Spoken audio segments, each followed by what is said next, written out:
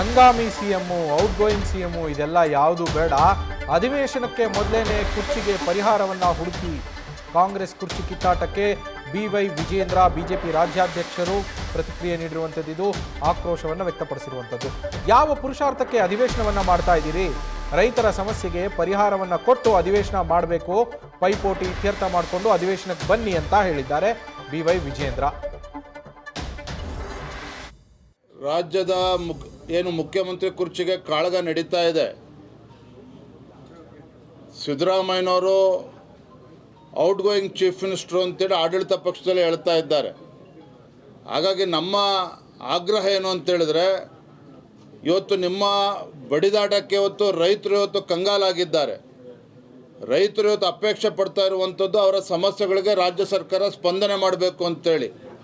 ಹಾಗಾಗಿ ನಾನು ಆಗ್ರಹ ಮಾಡ್ತಾ ಇರುವಂಥದ್ದು, ಬೆಳಗಾವಿ ಅಧಿವೇಶನ ಪ್ರಾರಂಭ ಆಗುವ ಮುಂಚಿತವಾಗಿ ನಿಮ್ಮೆಲ್ಲ ಕುರ್ಚಿ ಕಾಳಗವನ್ನು ಮುಗಿಸ್ಕೊಂಡು ಬನ್ನಿ, ಪರಿಹಾರವನ್ನು ಕಂಡುಕೊಂಡು ಬನ್ನಿ.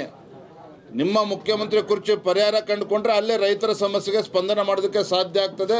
ಉತ್ತರ ಕರ್ನಾಟಕ ಸಮಸ್ಯೆಗೆ ಚರ್ಚೆ ಮಾಡೋದಕ್ಕೆ ಸಾಧ್ಯ ಆಗ್ತದೆ. ನ್ಯೂಸ್ ಫಸ್ಟ್, ನಿರ್ಭೀತಿಯಿಂದ ನಿಮ್ಮ ಪರವಾಗಿ.